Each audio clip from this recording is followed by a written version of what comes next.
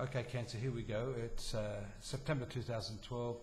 Your brief monthly overview, your sun sign of Cancer, what's happening in the heavens. I'm Dadhichi from astrology.com.au. And you still got Venus moving through your sun sign. That's considered good.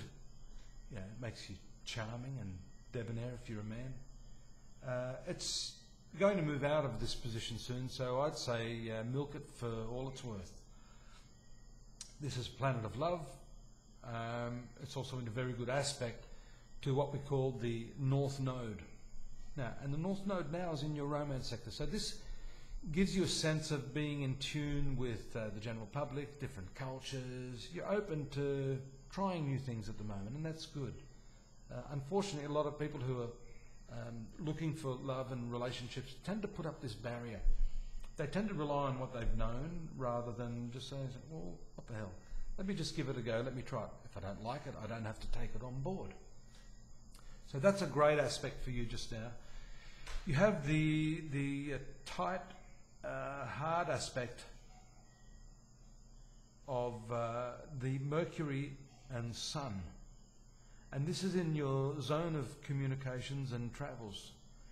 So you have this undercurrent of the really nice Venus and North Node working for you. Then you've got this communication aspect going on. Now, take note of this, Cancer, because there are very difficult aspects to these two planets.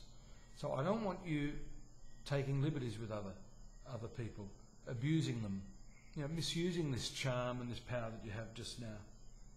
It's quite easy you can maybe become a little lax in social conventions and just what people expect of you at this time. So by all means use your charm, but don't become remiss in keeping up your best communication and thinking processes.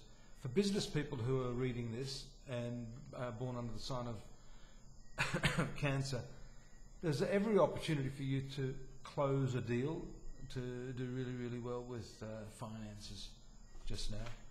Contracts are indicated by this. And of course, when you have Mercury moving through its, we call it domicile. It's actually the exaltation position of this planet, meaning that it's elevated, and those processes that it governs, such as communication, writing, movement, travel, are very much accentuated by it being in this position. So I see you overcoming any of those problems that I raised. I'm just playing devil's advocate. That's my job as an astrologer. I think you'll be able to handle that quite well. You'll get through that quite well. That's important because, as I've mentioned to some of the other star signs, the challenging Mars-Saturn aspect that I mentioned last month, that's passing now. Mars has moved into your fifth zone of love affairs. It's gaining some power there, being in its own sign. And here we see some karmic flavour to the relationships, also to the creative impulses that you may see arising at this time. By karmic, I mean there could be some sudden intuitive knowing. You don't necessarily have to operate from the brain level. This has more to do with the relationship connections that I see rather than the business connections, although you should use your intuition there. Mercury and Sun for your business, contracts, that type of thing. The Mars being in the fifth house. Fifth house is also a karmic house. It represents your future karma. And Mars moving through that is really considered your best planet.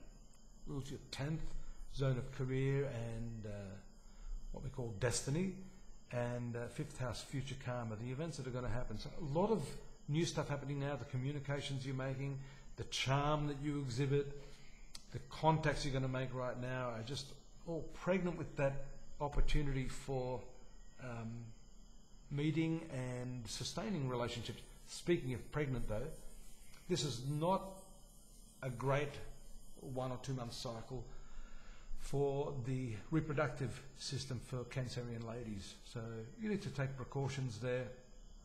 Don't overexert yourself physically, you can suffer some problem in that area. If you're a mother, you can suffer some difficulties in communication with children. So this reading for you will be more to do with transposing what I've said away from the business, away from new love affairs, to issue of children. So paying more attention to that.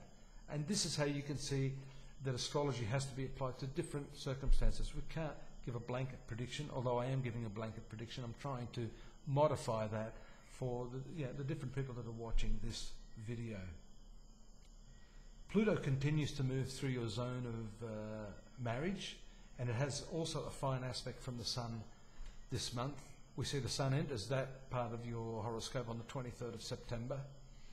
There we also see around the 27th of September an excellent trine or triangular 120-degree aspect between Mercury and Jupiter. That's on the 27th.